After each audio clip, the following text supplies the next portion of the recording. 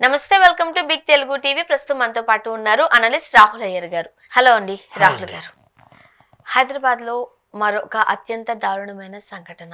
పిల్లల్ని చంపి తల్లిదండ్రులు కూడా సూసైడ్ చేసుకున్న పరిస్థితి. కారణాలేంటి? 2025 సంవత్సరం హత్యలకి మారు పేరు.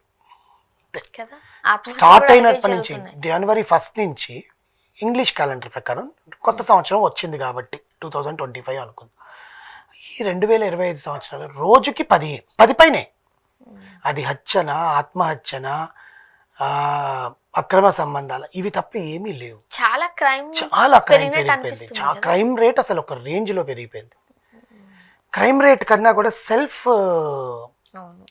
డెసిషన్స్, సెల్ఫ్ మర్డర్స్ ఎక్కువయ్యాయి. దీన్ని సెల్ఫ్ మర్డర్ అంటాం. వాళ్ళకి వాళ్ళు వేసుకునేది ఆత్మహత్యలు, సూసైడ్.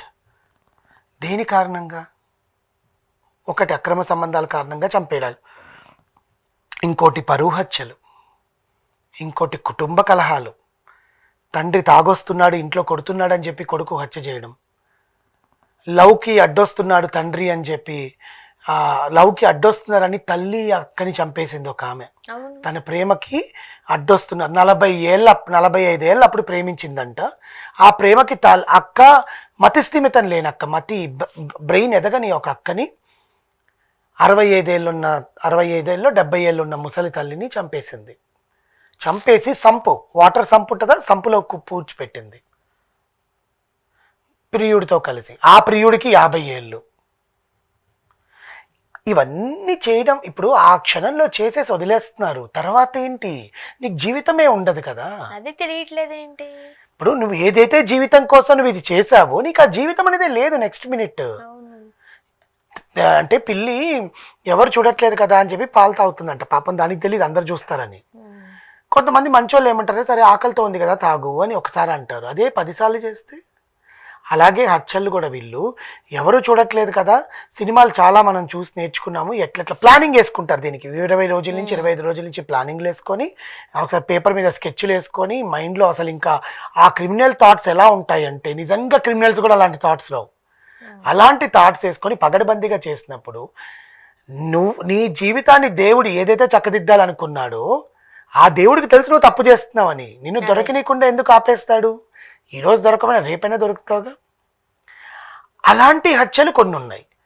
ఈరోజు మనం హైదరాబాద్లో హబ్సిగూడలో జరిగింది ఏంటంటే, అది వినడానికి చూడడానికి ఎప్పుడో సినిమాల్లో అండి, పాత సినిమాల్లో శారదా గారు చేశారనమాట. శారదా గారికి నేషనల్ అవార్డు కూడా వచ్చింది, ఊర్వశి అనే వచ్చింది ఆ సినిమాతో అనమాట.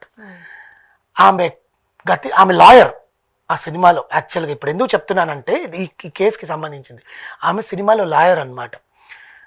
ఆమె లాయర్ వృత్తికి భర్త జైల్లో ఉంటాడు. భర్తని విడిపించుకోలేదు. ఆమెలా అందరూ చుట్టుముట్టేస్తారు. 4 పిల్లలు. తింటికి కూడా ఏముండదు.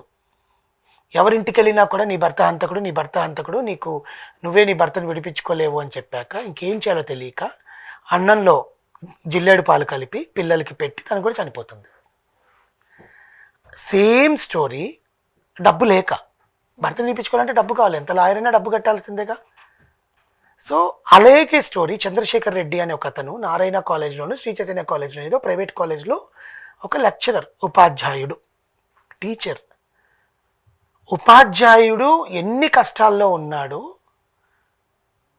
ఆత్మహత్య కంటే ఒక ఎడ్యుకేటెడ్ పర్సన్, 10 మందికి ఎడ్యుకేషన్ ఇచ్చే ఒక పర్సన్ తనకు తాను పిల్లలకి విషం ఇచ్చి చంపి భార్య తను వేరు రూముల్లో ఊరేసుకున్నారు.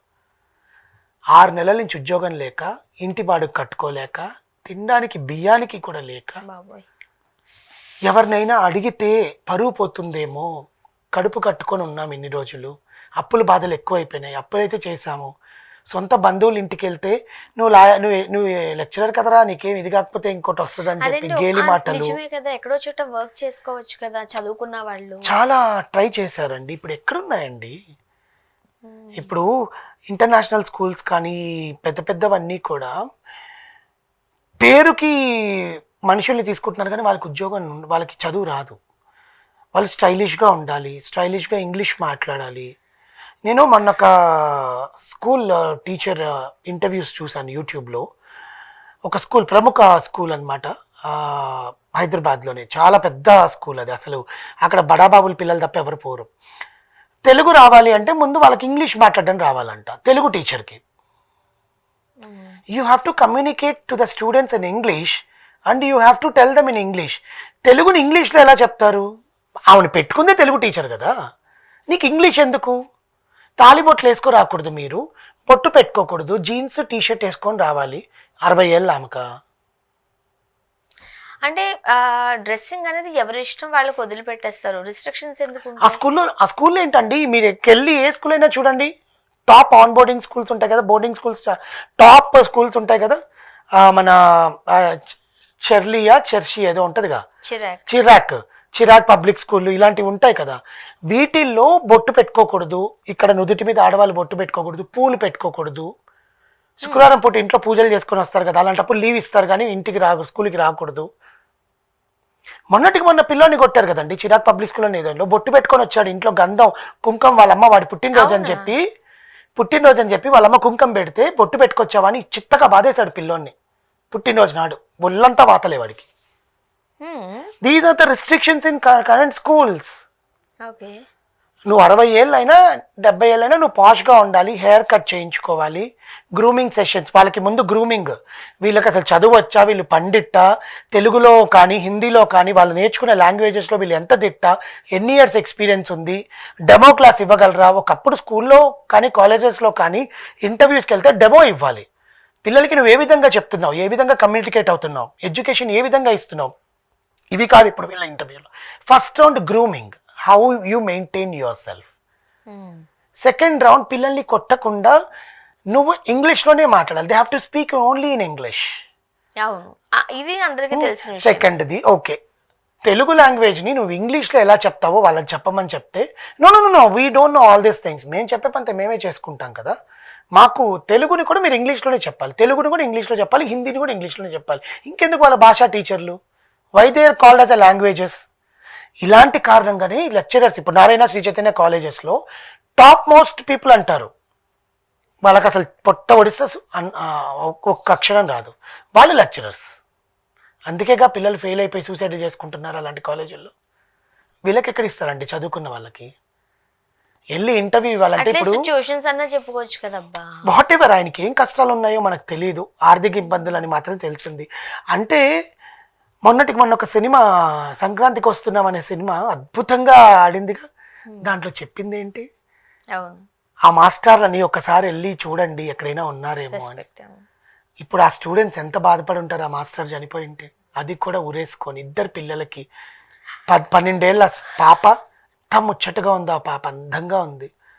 10 ఏళ్ళ బాబు, పాపను ఉరేసేసి పాప చనిపోయాక ఆ శవాన్ని తీసి బెడ్ మీద పడుకోబెట్టి బాబుకి గోరుముద్దలు, వాడికి ఇష్టమైన చికెన్ ఏదో దాంట్లో విషం కలిపి బాబుకి తినిపించి వాళ్ళిద్దరు ఏడ్చుకుంటూ ఒక రూమ్లోకి వెళ్ళి ఇద్దరు ఊరేసుకొని చనిపోయారు. ఇంతటి దారుణమైన విషయాన్ని ఇంకెన్ని చూడాలో. నిన్నటి దాకా ఒకరినొకరు చంపుకోవడం చూసాం, ఈరోజు నుంచి సెల్ఫ్ హత్యలు, సెల్ఫ్ మర్డర్స్. చదువు పెళ్ళి కావట్లేదు ఇంట్లో అని చెప్పి ఒక అమ్మాయి, నా వల్ల మీరు ఇబ్బంది పడుతున్నారు, నేను భారం అయిపోయాను అని చెప్పి ఇంట్లో నుంచి వెళ్ళిపోయి చచ్చిపోయింది. అంటే రోజుకి మనుషులు తగ్గిపోతున్నారు, హత్యలు సెల్ఫ్ మర్డర్స్ ఎక్కువైపోతున్నాయి.